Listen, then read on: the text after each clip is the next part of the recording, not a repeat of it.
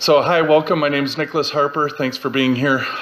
It's a real pleasure to be able to share some of my pre-mortem artwork with you and talk about how death has influenced my art and been a significant factor in my artistic au revoir. I think I said that right. It's French. I don't really know French, so it sounded cool though in theory.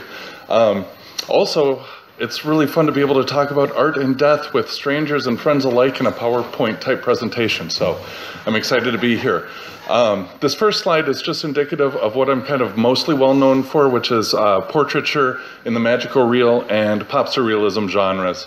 The rest of the slide more on point as far as death's role in my artwork.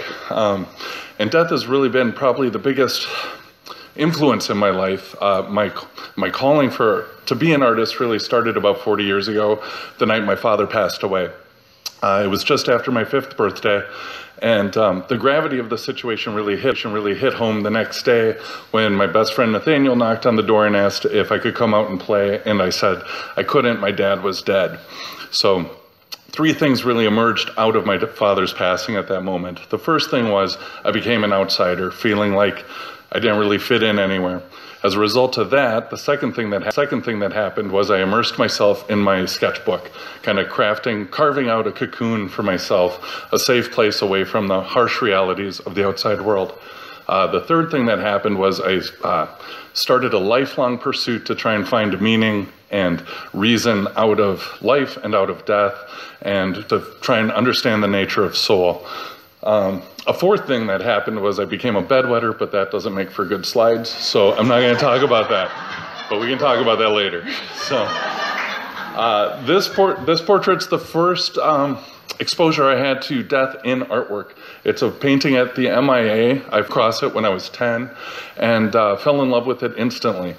Oddly enough, I didn't identify myself as the viewers or the grieving parents, as it was a portrait of a dead child, and as was the custom, memorial painting was commissioned. I identified myself as the child in the painting, having felt like I had sort of died myself or experienced the death of my childhood. As you know, certainly as I grew into young adulthood, it became acutely aware to myself that, like my mother, for instance, was as dependent on me as I was on her at that point. So it also influenced the last painting and this painting. This one's called Threnody, which is a sad lullaby or a lament. And again, it's kind of paying homage to the death of innocence, naivety, childhood. Speaking of my mother, she was a church cantor and choir director. And we were rather poor, and in lieu of daycare, preschool, or babysitters, I spent my time in choir lofts around the Twin Cities.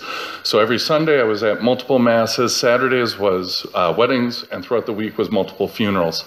And this kind of led to a religious fervor for myself. I became an altar boy and was until the age of 18.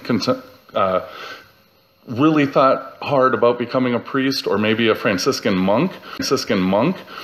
Yeah, obviously that didn't happen, but that whole pursuit was kind of impassioned or fueled again by my passion to try and find meaning in life, but through the lens of our mortality.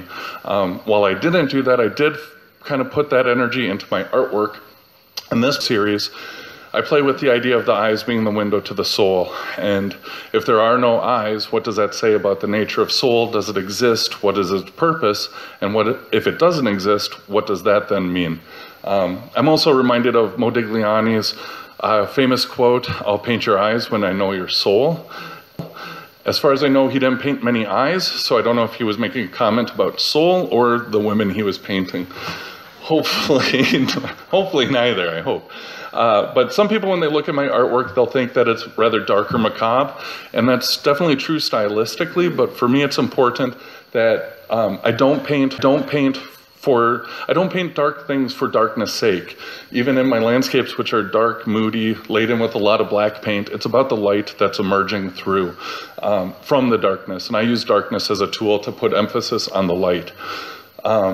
And something that it's taken decades for me to learn is that despite and through all of these dark moments in our life, whether it be the passing of a parent or friends or family, I lost my oldest brother about 8 years ago.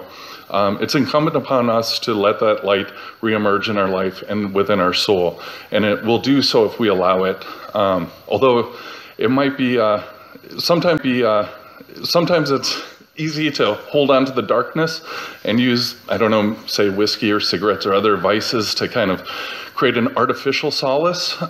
That's what I've been told. I don't know myself personally. But so for me, that's where art really became a vocation. Use art to bring light and life back into my consciousness on a daily